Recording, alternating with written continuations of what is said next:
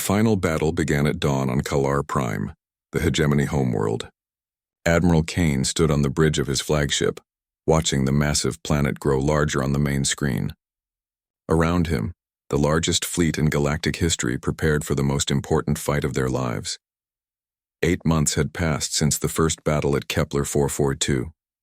In that time, the alliance Kane had built had grown beyond anything he had imagined. Ships from over 60 species now flew under the banner of the Free Worlds Coalition. They had liberated dozens of star systems and driven hegemony forces back to their core territories. But the hegemony had one last weapon. One final threat that could turn defeat into victory and enslave the galaxy forever. "Admiral," said Captain Martinez from the sensor station, "we're detecting massive energy readings from the planet's surface. Whatever they're building down there, it's huge." Kane nodded grimly. Intelligence reports had told them about the hegemony's ultimate weapon, but seeing it was different. The Void Hammer was a planet killer, a weapon that could crack worlds apart and turn entire star systems into lifeless debris. "How long until it's ready to fire?" Kane asked. "Our best estimate is 6 hours, sir. Maybe less." Kane looked around his bridge at the faces of his crew. These were veterans now, soldiers who had fought in battles across the galaxy. They had seen friends die and watched civilizations burn, but they had also seen hope return to species that had given up believing in freedom. Today would determine whether that hope survived. "All ships, this is Admiral Kane," he announced to the fleet. "You all know what we're facing. The hegemony has built a weapon that can destroy entire worlds. If we don't stop it here today, everything we've fought for will be meaningless. Some of you have been with me since the beginning. Others joined us recently. But all of you are here for the same reason, because you believe that freedom is worth fighting for, worth dying for if necessary. The hegemony thinks their ultimate weapon makes them invincible. They're about to learn that there's no weapon more powerful than people who refuse to give up." The fleet moved toward Kalar Prime in perfect formation. Human ships flew alongside Draxi cruisers and Mathani stealth frigates. Zephyrian hospital ships stayed close to protect the wounded, while Vortian fighters provided cover for the larger vessels. It was the most diverse military force in galactic history, united by a simple belief that peaceful people deserve to live without fear. The hegemony was waiting for them. Admiral Thektar, now commanding the last great hegemony fleet, had learned from his previous defeats. His ships were positioned in careful defensive formations around the planet. Energy barriers protected the most important vessels. Automated defense platforms filled space with deadly crossfire. But he had also learned something else about humans. They never fought the same battle twice. "Sir," his tactical officer reported, "the human fleet is splitting up. Some ships are heading directly for us, but others are. They're diving into the planet's atmosphere." Thektar watched in disbelief as dozens of human ships, led by converted mining vessels and cargo haulers, plunged into Kalar Prime's atmosphere like meteorites. They were heading straight for the Void Hammer installation. "Impossible," he muttered. "No one conducts ground operations during a space battle. It's suicide." But even as he said it, Thektar realized that suicide attacks had become a human specialty. They had been using them for months, sacrificing individual ships to destroy larger enemy formations. The tactic was insane, but it worked. "All ships concentrate fire on the planetary assault force," he ordered. "Don't let them reach the surface." The hegemony fleet opened fire with everything they had. Plasma beams and particle cannons lit up the sky around Kalar Prime. Some human ships were destroyed, burning like falling stars as they crashed into the planet below. But others made it through. On the surface, human Marines and their alien allies stormed the Void Hammer facility in a battle that would be remembered for centuries. They fought through automated defenses and hegemony ground troops with a desperation born of knowing that failure meant the death of worlds. In space, the main battle raged with equal fury. Kane's fleet used every trick they had learned in 8 months of warfare. They coordinated missile swarms that overwhelmed enemy defenses. They used ramming attacks that traded single ships for entire enemy squadrons. They fought with a combination of tactical brilliance and reckless courage that left the hegemony forces reeling. But it was not enough. "Sir," Captain Rodriguez reported, "the Void Hammer is almost ready to fire. Our ground forces are still fighting, but they won't reach the control center in time." Kane looked at the tactical display showing the positions of both fleets. His forces were winning, but slowly. Too slowly. "What's the target of the Void Hammer?" he asked. "Earth, sir. They're going to destroy our homeworld." Kane felt something cold settle in his stomach. Earth. The blue world where humanity had been born. The planet where billions of people lived in peace, unaware that their existence hung by a thread. "Sir?" Martinez called from the sensor station. "The weapon is powering up. 60 seconds until it fires." Kane made a decision that would haunt the galaxy's memory forever. "All ships, this is Admiral Kane. I'm taking the flagship on a direct course for the Void Hammer. When I give the signal, all remaining ships are to jump to Earth and defend our homeworld." "Sir," Rodriguez protested. "That's suicide. The weapon is protected by planetary shields. You can't possibly—" "I can if I ram the flagship into it at full power and detonate our reactor at the moment of impact," Kane said quietly. "The explosion should disrupt the beam just enough to miss Earth." The bridge went silent. Kane could see the faces of his crew, people who had followed him across the galaxy and trusted him with their lives. Now he was asking them to die with him.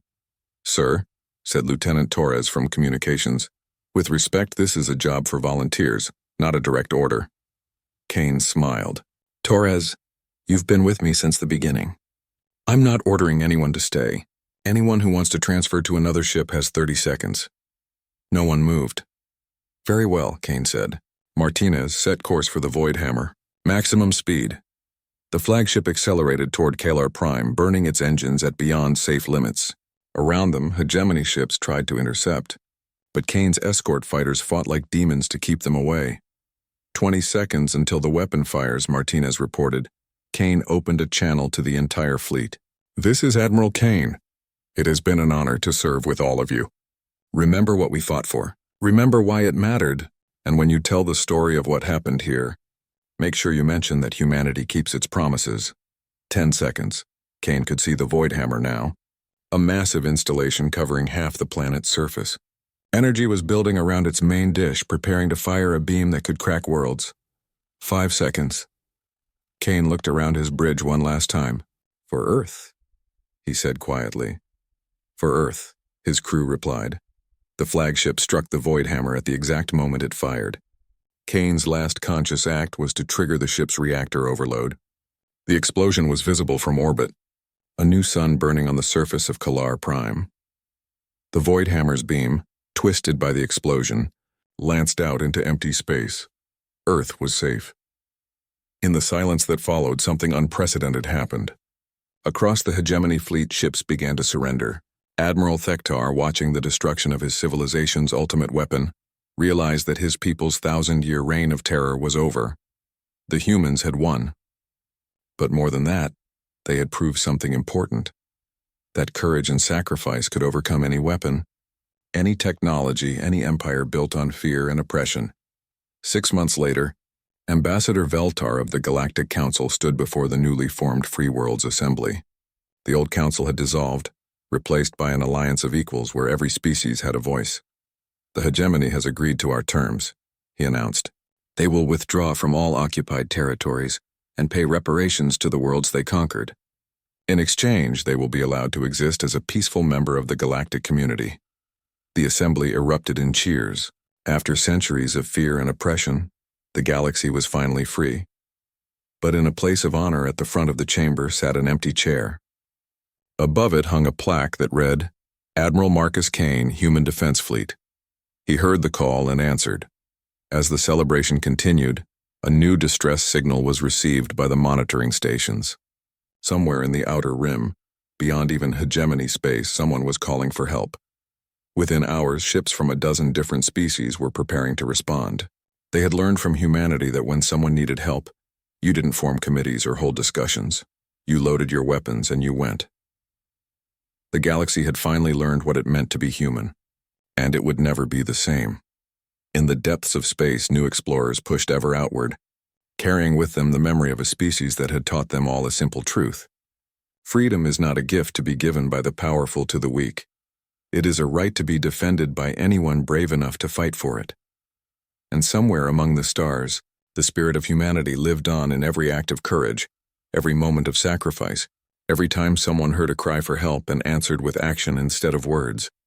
The galaxy was free, and it intended to stay that way. News of the hegemony's defeat at Kepler 442 spread across the galaxy faster than Admiral Kane had expected. Within days, his communication systems were flooded with messages from species he had never heard of. All of them were asking the same question: would the humans help them too? Kane stood in the conference room aboard Sanctuary Station, looking at a holographic map of the galaxy. Red dots marked systems under hegemony control. Yellow dots showed systems currently under attack. There were far too many of both. "Admiral," said Zephyra, the Zephyrian leader, "we cannot thank you enough for what you have done, but I fear this is only the beginning." Kane nodded. Zephyra was a tall, graceful being with silver skin and large, intelligent eyes. She spoke softly, but Kane had learned that quiet voices often carried the most wisdom. "The hegemony has been expanding for decades," she continued. "Every month they attack another peaceful world. The Galactic Council talks about stopping them, but they never act. They are afraid." "Afraid of what?" asked Captain Rodriguez, who had come with Kane to the meeting. "Afraid of starting a real war," said another voice. Kane turned to see a new alien entering the room. This one was shorter and covered in blue fur, with 4 arms and eyes that seemed to see everything at once. "Admiral Kane," Zephyra said, "this is Ambassador Kexatan from the Vortian Republic. His people have been fighting the hegemony for 6 months. Kextan bowed respectfully. "Admiral, your victory here has given hope to species across 3 sectors. But hope alone will not stop the hegemony. They have hundreds of fleets, thousands of ships. One battle, no matter how impressive, will not end their expansion." Kane studied the holographic map. "How many systems are currently under attack?" 17, Kextan replied, "with more attacks planned every week. The hegemony's strategy is simple. They attack multiple targets simultaneously, forcing defenders to split their forces. No single world can resist them alone." "Then we don't fight them alone," Kane said. "We coordinate, share intelligence, hit them where they don't expect it." Zephyra and Kextan exchanged glances. "Admiral," Zephyra said carefully, "what you suggest would require creating a military alliance between dozens of species. The Galactic Council has been trying to do that for years. They cannot agree on anything," Kane smiled. "The Galactic Council talks too much. They form committees and hold discussions and debate every detail until the enemy has already won. Humans do things differently." Over the next week, Kane found out just how differently humans did things. Instead of formal diplomatic negotiations, he sent his captains to meet directly with military commanders from other species. Instead of written treaties, they made simple agreements: share information, coordinate attacks, and always respond when someone asked for help. The response was overwhelming. The Draxi, a warrior species that had been holding off hegemony attacks through sheer stubbornness, immediately agreed to work with human forces. The Methani, who had advanced technology but no experience with warfare, offered to share their innovations in exchange for tactical training. Within 2 weeks, Kane had something the galaxy had never seen before: a working military alliance that included over 30 species. The hegemony's response was swift and brutal. Admiral Thektar, now commanding an even larger fleet, launched simultaneous attacks on 5 systems allied with the humans. His message was clear: anyone who worked with the primitive humans would be destroyed. Kane was ready for him. "All ships, this is Operation Thunderbolt," Kane announced to his expanded fleet. "We're going to hit the hegemony where they think they're safe. While they're attacking our allies, we're going to destroy their supply bases." The plan was ambitious beyond anything the galaxy had ever attempted. Human ships, now equipped with technology shared by their new allies, would strike at hegemony strongholds deep in enemy territory. Meanwhile, Allied forces would use human tactics to defend their home systems. The first target was a hegemony fuel depot in the Rigel system. Kane led the attack personally, commanding a mixed force of human destroyers and Draxi heavy cruisers. The combination was devastating. Human mobility and aggression combined, with Draxi firepower and armor. The depot was destroyed in less than an hour. The second target was a hegemony shipyard protected by what was supposed to be an impregnable defense grid. A joint force of humans and Methani bypassed the grid entirely by using Methani stealth technology to approach undetected, then unleashing human missile swarms at point-blank range. The shipyard was rubble within minutes, but it was the third target that really got the galaxy's attention. The hegemony fortress at Altair Prime had never been successfully attacked.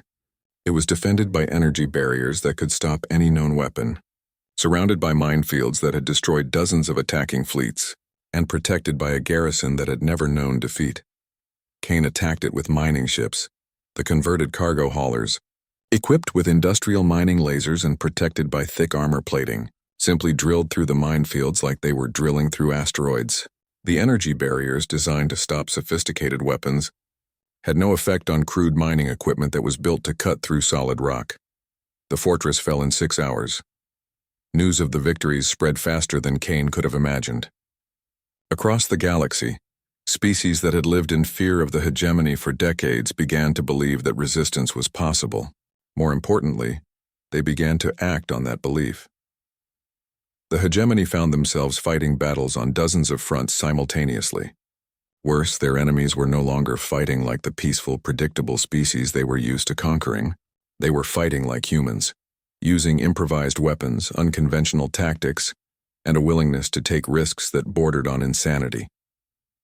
But the hegemony's most serious problem was not military.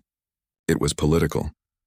Admiral Kane, said Ambassador Veltar of the Galactic Council, speaking through a secure communication channel, "You have created a crisis that threatens the stability of the entire galaxy." Kane was in his ready room aboard the flagship, reviewing battle reports from a dozen different systems.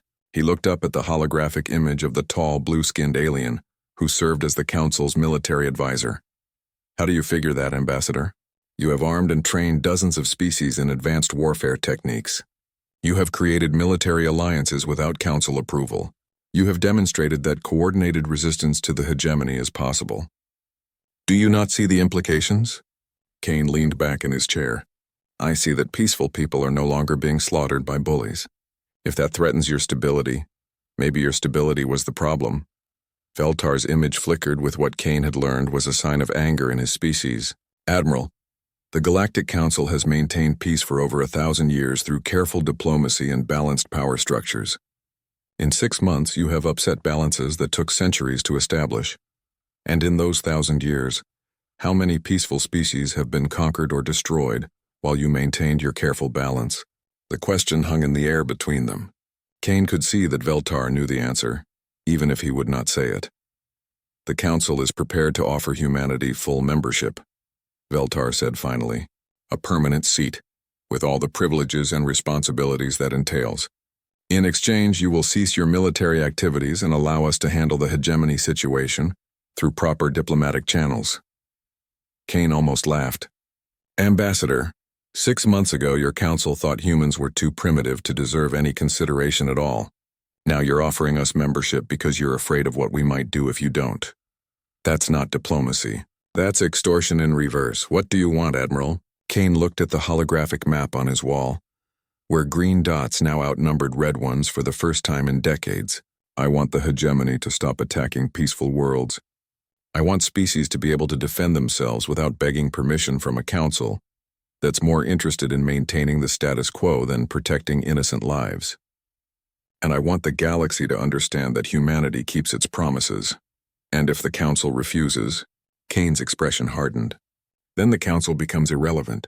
We've already proven that determined species working together can accomplish more than your 1,000 years of careful diplomacy. If you want to be part of the solution, you're welcome. If not, stay out of our way." The transmission ended, leaving Kane alone with his thoughts. Through his window, he could see ships from dozens of different species working together in ways the galaxy had never seen before. Draxi warriors learning human tactics from Martian veterans, Methani engineers upgrading human weapons with alien technology, Zephyrian healers treating wounded soldiers from 6 different worlds. It was messy and chaotic and completely outside any established diplomatic protocol. It was also working. Kane's door chimed and Captain Rodriguez entered. "Admiral, we've received another distress call. The hegemony is attacking the Centauri colonies." Kane stood up and reached for his uniform jacket. "How long until we can get a relief force there?" 4 hours, sir. But Admiral, they're asking specifically for human ships. They've heard what we did at Rigel and they want to see it for themselves." Kane smiled grimly as he headed for the bridge. The galaxy was learning that when humans made promises, they kept them, and when they made threats, they kept those too. The hegemony was about to discover the Admiral Thektar stood on the command deck of his flagship, the Eternal Dominion, watching the final destruction of Zephyrian defenses with satisfaction. The biomechanical ship pulsed around him, its living walls warm to the touch and its neural networks processing battle data faster than any computer. Thektar was a hegemony noble, bred for war and conquest. His species had been conquering star systems for over 1,000 years. The Zephyrians were just another weak civilization that would bow to hegemony rule or be destroyed. "Status report," he commanded, his voice carrying the authority of someone who had never known defeat. "Sanctuary Station shields are down to 30%, reported his tactical officer. "Their weapons are offline. We estimate complete surrender within 2 hours." Thektar nodded. It was going exactly as planned. The Zephyrians had no military, no understanding of war, no will to fight. Like all peaceful species, they would collapse the moment they faced real violence.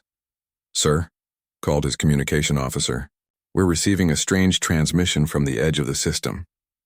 "What kind of transmission?" "It appears to be from an unknown vessel. They're claiming to be human?" Thektar's eyes narrowed. He had heard of humans. They were a primitive species from a backwater planet that the Galactic Council had deemed unworthy of attention. Class D sentience barely capable of space travel. "Play the message." A voice filled the command deck.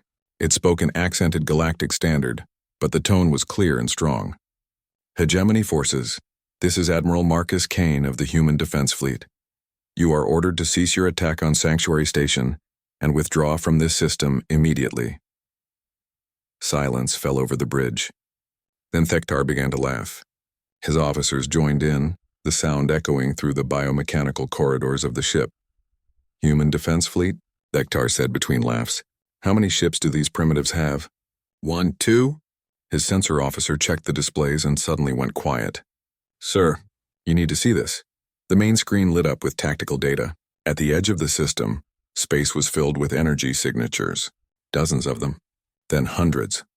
"Sir," the sensor officer said quietly, "I'm reading 412 vessels." The laughter stopped. Thektar stared at the screen. It was impossible. No one assembled fleets that large except the hegemony itself. And these were supposedly primitive humans. "Are you certain?" "Yes, sir. They're jumping in formation. Sir, they're big. Some of these ships are massive." Thektar watched as the human fleet finished its jump.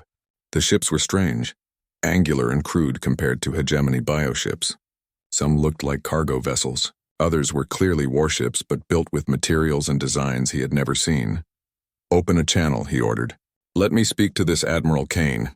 The screen changed to show a human face. Thektar was surprised by what he saw. The human was old, with gray hair and scars on his face, but his eyes were sharp and cold. This was not the face of a primitive.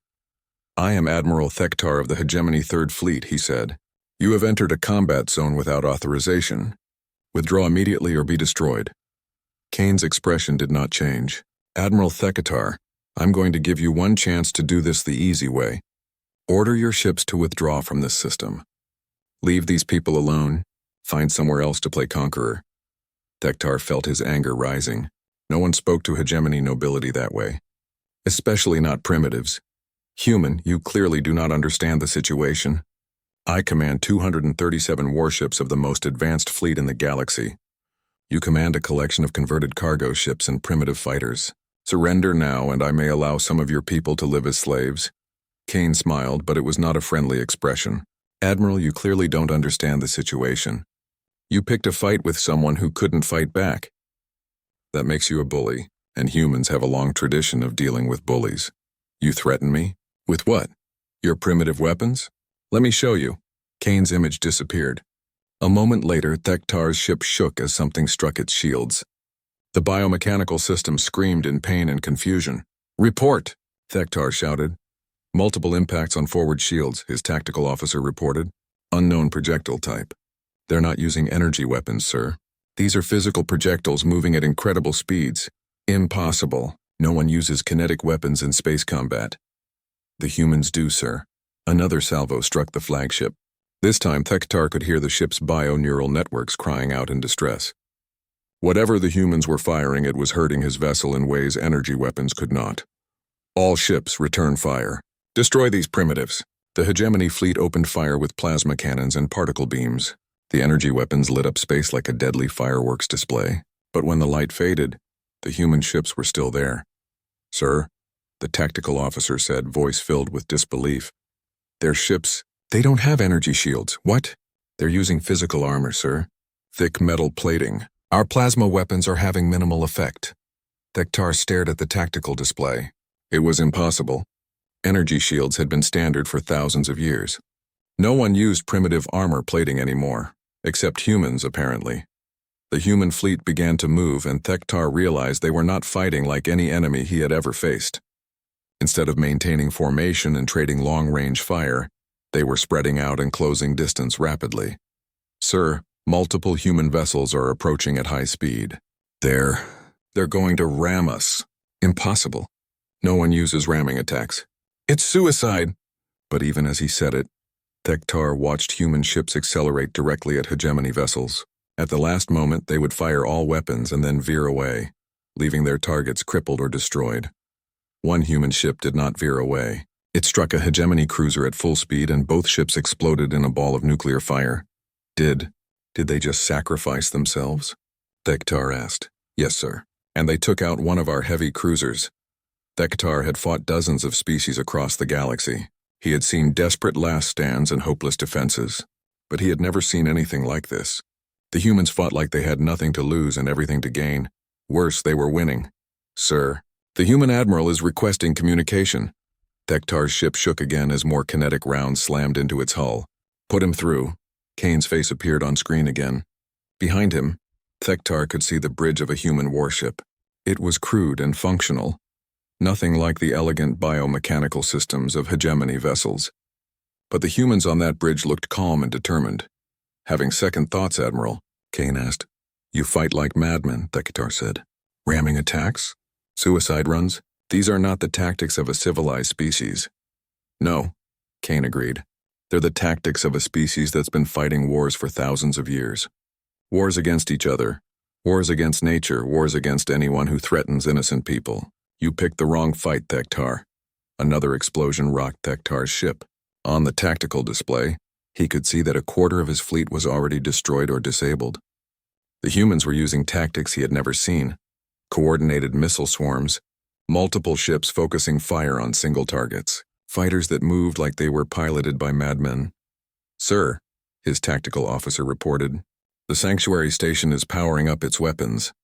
The Zephyrians are joining the fight. Thektar looked at the display in disbelief. The peaceful Zephyrians, who had never fired a weapon in anger, were now shooting at hegemony ships. The humans had not just defended them, they had inspired them to fight back. This is impossible, Thektar muttered. No one inspires peaceful species to violence. It can't be done, Kane's voice came through the speakers. Admiral, you've got 2 minutes to order your remaining ships to withdraw. After that, we stop playing nice. Playing nice? Thektar's voice rose in pitch. You've destroyed 50 of my ships, and you've got 180 left. Do you really want to find out what humans consider serious fighting? Thektar looked around his command deck. His officers were staring at their displays with expressions of fear and confusion. The hegemony had never retreated from a battle. Never. But they had never fought humans before. All ships, Thektar said quietly. Prepare to withdraw. Sir? His tactical officer asked. You heard me. These humans, they're not what our intelligence reports claimed. We need to reassess our strategy. As the hegemony fleet began to pull back, Thektar watched the humans maintain their attack formations. They were not celebrating or relaxing. They were staying ready for the next fight. Kane's voice came through one last time. Admiral, take a message back to your superiors. Tell them that as long as they keep attacking peaceful people, they'll have to deal with us. And tell them this was us being polite. The transmission ended. Thektar stood in the ruins of his command deck, watching his defeated fleet retreat from a system they should have conquered easily. For the first time in his life, he understood what fear felt like. Admiral Marcus Kane stood in his private office on Luna Base, looking at reports that made him both proud and worried. In just 3 days, something unprecedented was happening across human space. Ships were coming from everywhere. Kane was 68 years old and had been fighting war since he was 18. He had commanded fleets in the Martian Independence War, led the defense of Titan against corporate raiders, and kept peace in the asteroid belt for 20 years. He thought he had seen everything humans could do when pushed to their limits. He was wrong. "Sir, we have another group requesting permission to join the fleet," said Captain Rodriguez, his aide. "It's the merchant vessel Lucky Strike from the outer colonies. They've welded mining lasers to their hull and are calling themselves a warship." Kane almost smiled. "How many does that make?" 417 ships, sir, and more coming every hour." Kane walked to his window and looked out at Luna's surface. Beyond the gray landscape, he could see the lights of ships in orbit. Destroyers from the Earth Defense Force sat next to converted cargo haulers. Sleek patrol boats shared space with massive mining vessels that looked like flying asteroids. It was the strangest fleet ever assembled. The call for volunteers had gone out on military channels, but it had spread far beyond that. Veterans who had not touched a weapon in decades were climbing into old fighters. Colonists were converting their ships into makeshift warships. Even civilians with no military training were volunteering to help with supplies and support. "Sir," Rodriguez continued, "we also have a problem. The Galactic Council has sent a message. They're demanding to know what we're doing with such a large military force." Kane turned from the window. "What did you tell them?" "Nothing, sir. Earth Command said to refer all questions to you." Kane nodded. He had expected this. The galaxy had spent 50 years treating humans like dangerous children. Now those children were building the largest war fleet in human history, and everyone was getting nervous. "Send a message to the Galactic Council," Kane said. "Tell them we're conducting rescue operations in response to a distress call." "Nothing more." "Yes, sir. Sir, there's also the matter of command structure. We have ships from 12 different military organizations plus hundreds of civilian volunteers. How do we coordinate all of this?" It was a good question. The fleet included ships from Earth's Navy, Mars Defense Force, the Colonial Guard, corporate security fleets, and dozens of smaller groups. In normal times, getting them to work together would be impossible, but these were not normal times. Kane activated the communication system that connected him to every ship in the growing fleet. When he spoke, his voice reached captains and crews scattered across the solar system. "This is Admiral Kane speaking to all ships. I know many of you don't know me personally, but you know my reputation. More importantly, I know yours. You're here because someone asked for help, and helping people in trouble is what humans do. In the next few hours, we're going to jump to the Kepler 442 system. When we get there, we're going to face an enemy that has never been defeated. They have bigger ships, better weapons, and more experience with galactic warfare than we do. But they don't have what we have. They don't have 4 centuries of human military innovation. They don't have soldiers who learned to fight in the tunnels of Mars or the mining shafts of Ceres. They don't have pilots who can navigate asteroid fields or engineers who can fix anything with spare parts and determination. Most importantly, they don't have the one thing that makes humans different from every other species in the galaxy. When someone weaker asks us for help, we don't form committees or hold discussions. We don't worry about politics or profit. We load our weapons and we go. Today, we're going to show the galaxy what humans are really capable of, not as conquerors, but as protectors, not as an empire, but as people who refuse to let others suffer when we can do something about it. Prepare for jump, and remember, no one gets left behind." The response was immediate. Across the fleet, ship captains acknowledged the order. But more than that, Kane could hear something in their voices. Pride, determination, the kind of excitement that comes when people know they're about to do something important. Kane turned to Rodriguez. "How long until the fleet is ready?" 12 hours, sir. The civilian conversions need time to complete their modifications, and we're still waiting for supplies from the outer colonies. Kane nodded. 12 hours to prepare for a battle that would determine humanity's place in the galaxy. It was not much time, but it would have to be enough. As the hours passed, Kane reviewed the intelligence reports from Commander Chen's ship. The hegemony force was massive, over 200 warships surrounding the Zephyrian system. Their technology was advanced, their tactics proven effective against dozens of other species. But Kane had studied their battles and he saw weaknesses. The hegemony relied on overwhelming force and intimidation. They used the same tactics against every enemy. They expected their opponents to either surrender quickly or die quickly. They had never fought humans. Kane called his senior officers together for a final briefing. The room was crowded with captains from across human space. Some wore crisp military uniforms, others looked like they had just stepped off mining ships or cargo haulers. But they all had the same look in their eyes. The Zephyrians are peaceful people, Kane told them. They've never fought a war, never built a weapon designed to kill. The hegemony chose them because they thought it would be easy. They're probably right, but they didn't expect us to show up. And that's going to be their first mistake. The hegemony uses energy shields and plasma weapons. They fight at long range and rely on superior technology. But humans have been fighting with kinetic weapons and nuclear explosives for centuries. Our missiles don't care about energy shields. Our railguns can punch through any armor they have. More importantly, we know how to improvise. When your plasma cannon fails, you can call for repairs and wait. When our weapon fails, we fix it with spare parts and get back in the fight.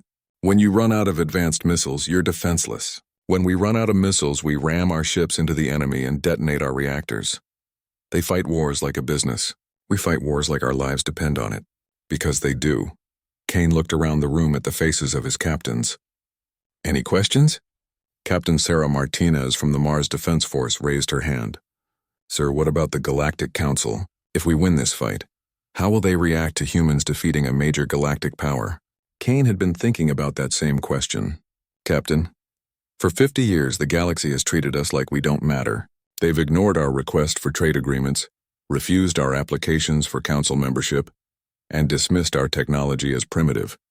After today, they'll never ignore us again. Whether that's good or bad depends on what we do with the respect we earn. But first, we have to earn it. The briefing ended and the captains returned to their ships. Kane stood alone in the command center, looking at the tactical display showing the positions of his fleet. In a few hours, they would all jump together to a system none of them had ever seen, to fight an enemy that had never lost a battle. But Kane was not worried about losing. He was worried about winning too well. Because once the galaxy saw what humans could do when they were angry, everything would change. Kane opened a private channel to Commander Chen, still waiting at the edge of the Kepler 442 system. Chen, this is Kane. How are our new friends holding up? Not well, sir. The hegemony is systematically destroying their defenses. I estimate they have maybe 6 hours before the station falls.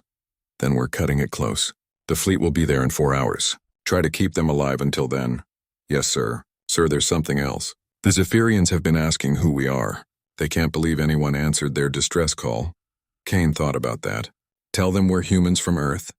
Tell them we heard someone needed help. And helping people is what we do. Yes, sir.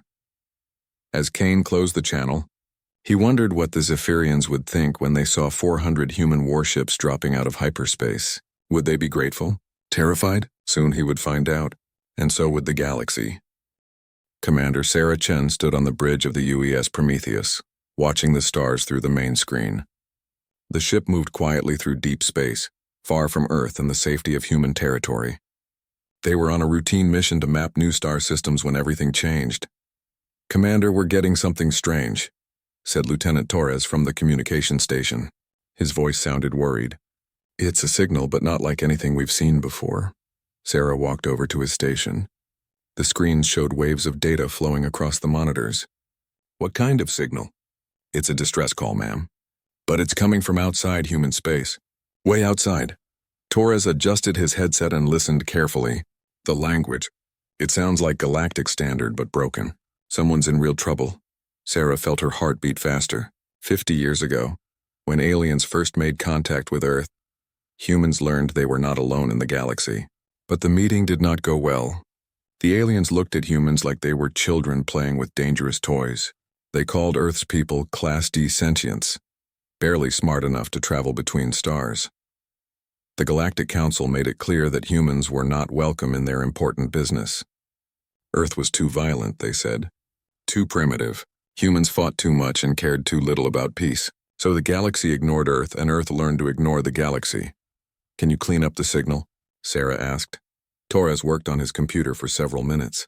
Slowly, the static cleared and a voice came through the speakers. The voice was high and musical but filled with fear.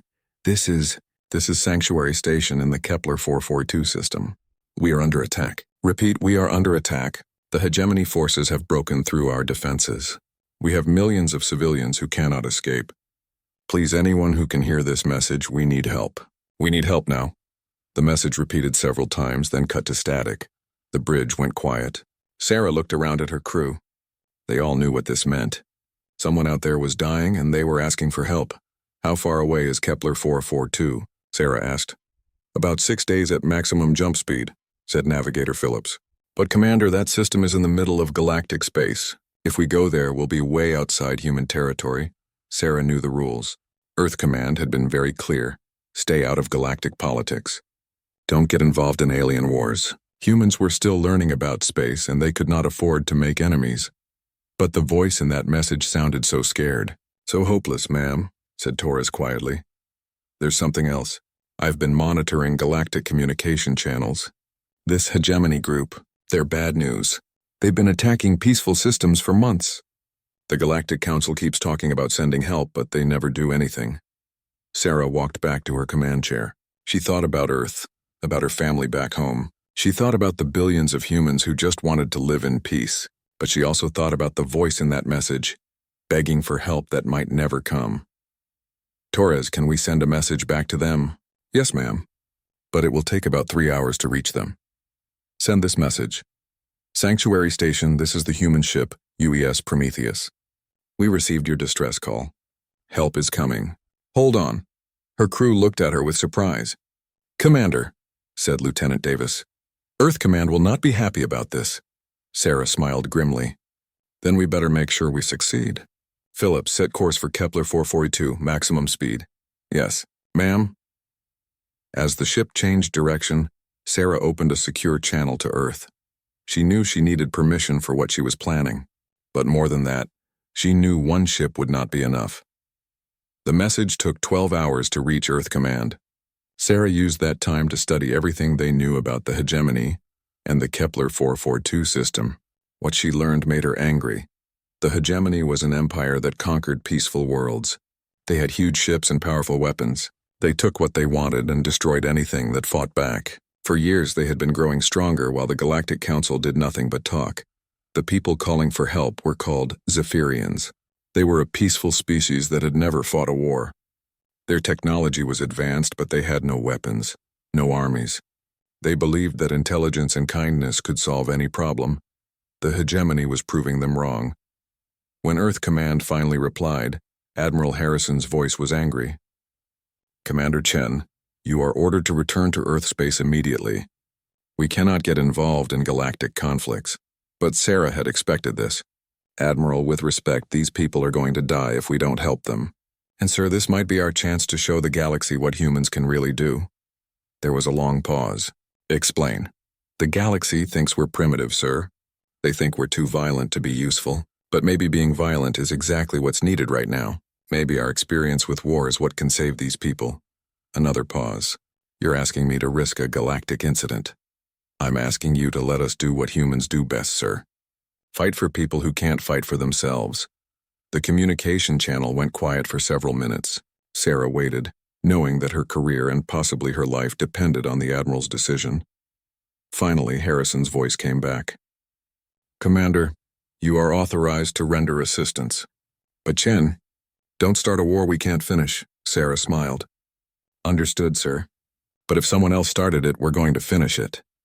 Over the next 2 days, as the Prometheus raced toward Kepler 442, something amazing happened. Word of the mission spread through human military networks. Ship captains who had fought in the wars between Earth and Mars began calling Earth Command. Veterans from conflicts in the asteroid belt dusted off their old uniforms. Even retired soldiers asked to come out of retirement. Sarah received a message that made her eyes go wide. Admiral Marcus Kane, the hero of the Titan Wars, was taking command of a fleet to support her mission.